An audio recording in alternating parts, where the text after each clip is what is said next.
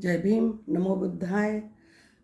Thoughts of Buddha या YouTube चॅनलमध्ये आपल्या सर्वांचं मनपूर्वक स्वागत.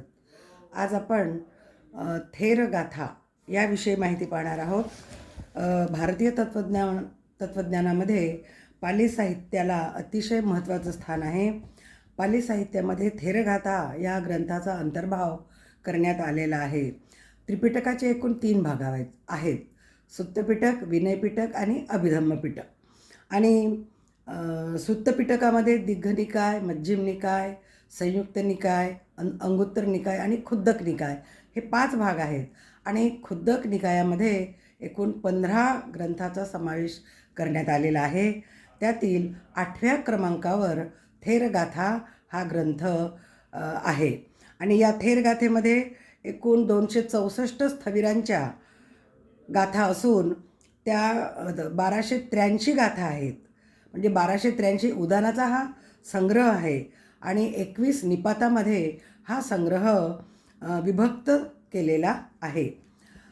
त्यानंतर आपण पाहू थेरगाथेची ऐतिहासिकता. बुद्ध काळातील भिक्षूंच्या जीवनानुभवाचे संस्मरण या ग्रंथात पद्यबद्ध करण्यात आलेले आहे. हा थेरगाथा हा ग्रंथ पद्यामध्ये आहे. थेरगाथेत ज्या ज्या भिक्षूंचे स्वकथन आलेले आहे ते सर्व भगवान बुद्धाचे समकालीन होते आणि त्यांनी बुद्धाजवळ प्रवज्य घेऊन शील, समाधी आणि प्रज्ञेचे शिक्षण घेतले आणि आपल्या जीवनाचे ध्येय पूर्ण केले. त्यांनी गाथांद्वारे केलेले जीवनानुभवाचे आणि सोबतच प्राकृतिक सौंदर्याचे आध्यात्मिक वर्णन हे अभ्यास करण्याजोगे आहे आणि त्यामुळे आपल्यासमोर बुद्ध काळातील दृश्य उभे राहते आपल्या नजरेपुढे. थेरगाथा यामध्ये आपल्याला 2 प्रकारच्या विशेषता दिसून येतात. म्हणजे त्याच्यामध्ये स्थविरांच्या आध्यात्मिक अनुभवाचं वर्णन एका भागात केलेलं आहे, तर दुसऱ्या भागामध्ये रमणीय निसर्गाचं वर्णन केलेलं आहे. तर आता आपण पाहू आध्यात्मिक अनुभवांचं वर्णन. बुद्ध काळातील जीवनमुक्त अरहंत बौद्ध भिक्षूंचा अंतर्भाव या गाथेतून थेरगाथेतून दिसून येतो. बौद्ध साधक हे पूर्णपणे सर्वसंग परित्याग करून बुद्ध धम्मात शेवटपर्यंत विनयाचे व ब्रह्मचर्याचे पालन करण्यात मग्न असलेले आपल्याला पाहायला मिळतात. त्यांनी संस्काराची अनित्यता जाणलेली आहे. त्याचबरोबर सांसारिक कामभोगातून ते मुक्त झाले आहेत. सांसारिक कामजीवन त्यांनी पूर्णपणे त्यागलेलं आहे. अंतःकरण त्यांचं चित्तबळातून मुक्त झालेलं आहे आणि त्यामुळे ते आध्यात्मिक शांतीला प्राप्त झाले आहेत. त्यांच्या मनातील तृष्णा पूर्णपणे शांत झालेली आहे. जीवनाप्रती कुठलीही उत्सुकता त्यांच्यामध्ये पाहायला मिळत नाही किंवा विषादही त्यांच्यामध्ये दिसून येत नाही. गंभीर चिंतन मननामध्ये ते मग्न असायचे आणि अनासक्त भाव हा त्यांच्या जीवनाचा मुख्य भाग होता. त्यांना सुख आणि दुःख हे निरर्थक वाटत होते. थंडी आणि उष्णता त्यांच्यासाठी समान होते, म्हणून ते थेर या पदवीला अनुकूल झाले. थेर ही पदवी त्यांनी प्राप्त केली. हे बौद्ध भिक्षू किंवा थेर या विशेषणयुक्त संज्ञेने ओळखले जात असत. थेरगाथेमधील प्रत्येक भिक्षूने आपल्या आश्रम म्हणजे चित्तमल विकार त्याचा त्याग केलेला दिसून येतो. भिक्षूंना कुठल्याही प्रकारच्या धनधान्याविषयी आसक्ती नाही किंवा कुठल्याही ऐहिक सुखाची ते कामना करताना दिसून येत नाहीत. ते सर्व जीवन मृत्यू या विषयावर बोलताना दिसतात. अशा या जीवनमुक्त स्थविरांना निब्बाण प्राप्त झाल्याने ते उल्हासित होतात व या उल्हासाच्या अतिरेकाने त्यांच्या तोंडून मानसिक दशेचे सहज उद्गार गाथेच्याद्वारे उच्चारले गेले आहेत. त्या उद्गारालाच उदान असे म्हणतात. म्हणजे आनंदोद्गार आहेत हे. उदान म्हणजे सहज सुचलेले आनंदोद्गार आहेत, त्यालाच उदान असे म्हणतात. आणि या थेरांच्या सर्व उदानांचा संकलन थेरगाथा या ग्रंथामध्ये करण्यात आलेला आहे. याच्यामध्ये अनेक थेरांचे आनंदोद्गार दिलेले आहेत. ते व्यक्त झालेले आहेत. विताशोक स्थविरांचे अनुभव हृदयाला भिडणारे आहेत. तो म्हणतो, एकदा केस कापण्यासाठी न्हावी माझ्याजवळ आला, तेव्हा मी त्याच्याजवळचा आरसा घेतला आणि आपला चेहरा पाहिला. तेव्हा मला माझ्या शरीराच्या हीनतेचे ज्ञान झाले. माझ्या शरीराचे अंतर्बाह्य समीक्षण मी केले आणि माझे अज्ञान अंधकारच नष्ट झाले. त्यानंतर मी कठोरपणे धम्मसाधना केली, ज्यामुळे जन्मजन्मांतराच्या फेऱ्यातून मी मुक्त झालो आणि आता माझा पुनर्जन्म होणे नाही. तर अशा प्रकारचे उद्गार त्यांनी काढलेले आहेत. त्यानंतर आपण बघू थेरगाथेची ऐतिहासिकता, म्हणजे विशेषतः त्याचं दुसरं वैशिष्ट्य आहे रमणीय स्थळांचं वर्णन, निसर्गाचं वर्णन त्यांनी केलेलं आहे. थेरगाथा या ग्रंथामध्ये पर्वत, वन म्हणजे जंगल, वर्षा, शरद ऋतू याचं अत्यंत मनोहर पद्धतीने जागोजागी वर्णन केलेलं आढळते. थेरगाथेमध्ये निसर्गाचं वर्णन केलेलं आहे आणि ते अत्यंत साधं सोपं आपल्याला दिसून येतं आहे. बुद्ध काळाच्या भिक्षूंचे निसर्गाचं सान्निध्यामध्ये ते साधना करताना दिसून येतात. निसर्गाच्या सान्निध्यामध्ये ते राहत होते.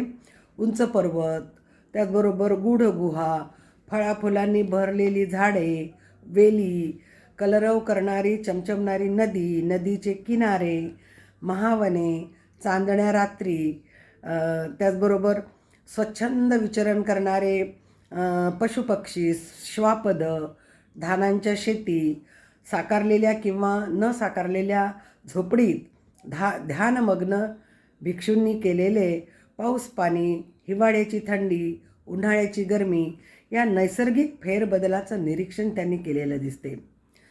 पृथ्वी आणि अवकाशातील विविध रंगछटा त्यांनी आपल्या निरीक्षणामध्ये टिपलेल्या आहेत आणि विविध रंगाचे अनुभव त्यांनी घेतले. त्यामध्ये आढळणारे फेरबदल त्यांनी वर्णन केलेले आहेत. अनुभव म्हणजे निसर्गाच्या भव्यतेचा अनुभव त्यांच्या या काव्यामध्ये दिसून येतो.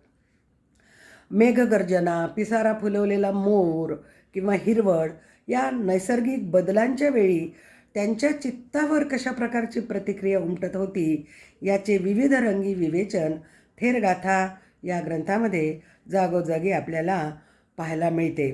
उदाहरणार्थ आपण पाहू, मुसळधार पाऊस पडत आहे आणि आपल्या झोपडीमध्ये सुभूती स्थवीर ध्यानमग्न बसलेले आहेत. अशा वेळी तो म्हणतो की माझी झोपडी आहे ती चांगल्या प्रकारे साकारलेली आहे. आता कितीही पाऊस पडला तरी मला त्याची चिंता नाही. माझ्या ध्यानामध्ये कुठल्याही प्रकारचं विघ्न येणार नाही. म्हणून ते म्हणतात की हे मेघदेवता, तुझी इच्छा असेल तितका पाऊस पडू दे. माझे चित्त पूर्णपणे संयमित झालेलं आहे. मी विकारमुक्त झालेलो आहे आणि म्हणूनच मी साधनेत मग्न आहे. तुझ्या इच्छेनुसार पाऊस पडू दे. तर अशा प्रकारे बौद्ध भिक्षूंनी आपल्या गूढ ज्ञान साधनेसाठी शक्यतो रात्रीची वेळ आश्रयासाठी निवडलेली असते. भगवान बुद्धाने सुद्धा मध्यरात्रीला उठून बोधिपक्षीय धम्माची याचना केलेली दिसते, साधना केलेली दिसते. अत्यंत एकांत सुविधेनुसार रात्रीचा उपयोग ध्यानभावनेसाठी केला पाहिजे असं त्यांचं म्हणणं आहे. त्यामुळेच सोन पोटरीय स्थवीर आपले अनुभव वर्णन करताना म्हणतो की ही नक्षत्रांनी प्रकाशमान झालेली चांदणी रात्र व्यर्थ घालवण्यासाठी नाही. म्हणजे इतकी सुंदर चांदणी रात्र व्यर्थ घालवण्यासाठी नाही, तर मग तू एखाद्या बुद्धिमान साधकाद्वारे या धम्म साधनेच्या अभ्यासात लक्ष घालून ही रात्र घालवायला पाहिजे. तर अशा प्रकारचं वर्णन आपल्याला पाहायला मिळते. तर हे निसर्गाचं वर्णन या थेरगाथेमध्ये आपल्याला जागोजागी पाहायला मिळते. तर या थेरगाथेमध्ये आपल्याला समानता प्रस्थापित झालेली दिसते.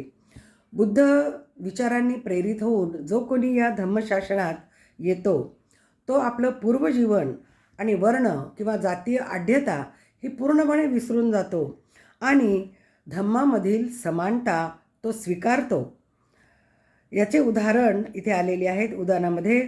तर भद्य थेर काय म्हणतो बघा. काश्याचे आणि सोन्याचे बनवलेले मौल्यवान भांडे त्यागून मी मातीचे पात्र हाती घेतले.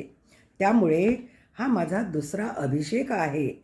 पूर्वी मी दोन्ही बाजूंनी शुद्ध असा उदिच्च ब्राह्मण जातीचा होतो, परंतु आज मी सुगत धम्मराज शास्ताचा पुत्र आहे. अंगुलिमाल आपल्या उदिच्च ब्राह्मण जातीची चेतना भिक्षू बनल्यावर सहजपणे विसरून जातो. तो एक भयंकर डाकू असतानाही धम्मात प्रवज्जित झाल्यामुळे तो अर्हंत होतो.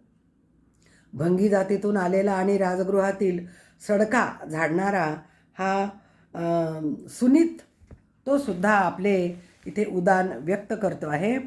तो म्हणतो की मागील आयुष्यात तो म्हणतो की मी जरी अशा प्रकारचं हीन काम करीत असलो तरी भगवंताच्या अनुकंपेने मी आता संघात सामील झालो आणि अर्हंत झालो आहे.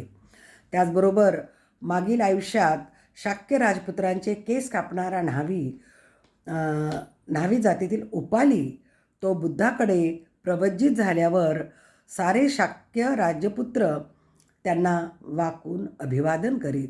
तर अशा प्रकारे या धम्मप्रवाहात आल्यानंतर मागील जाती किंवा वर्ण विसरून ते एक शाक्य किंवा शाक्यपुत्र समन म्हणून ओळखले जात. म्हणजेच धम्मामध्ये समानता असलेली आपल्याला इथे दिसून येते. तर अशा प्रकारे आपल्याला थेरगाथेमध्येही बौद्ध धम्मातील समानता दिसून येते. त्यानंतर आपण पाहू थेरगाथेचं महत्त्व. तर थेरगाथा हा ग्रंथ अतिशय महत्त्वपूर्ण आहे.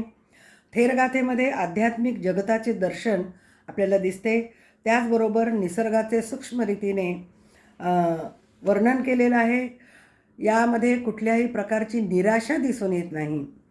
बुद्ध शासनात येताच त्यातील गंभीरता, उदात्तता, शांत सुखाचा स्पर्श अनुभवायला येतो आणि जीवातील कडू गोड प्रसंगातील विषमता धुवून काढल्या जाते.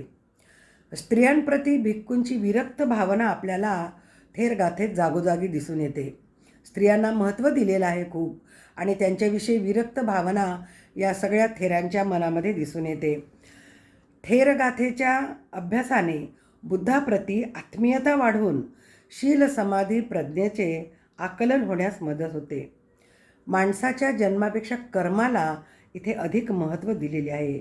म्हणूनच इथे भिक्षू संघात राजापासून तर ब्राह्मणापर्यंत एवढेच नाही तर चांडाळ यांनासुद्धा समतेचे स्थान दिलेले आहे.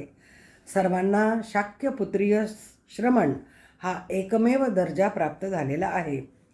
प्रत्येक थेर समाजातील निरनिराळ्या क्षेत्रातून आलेले असले तरी संघामध्ये त्यांना समतेची भावना जपावी लागते.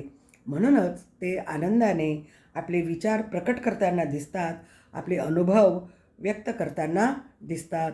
याच कारणाने थेरगाथा हा ग्रंथ सामाजिक, धार्मिक आणि सांस्कृतिकदृष्ट्या अतिशय महत्त्वाचा आहे.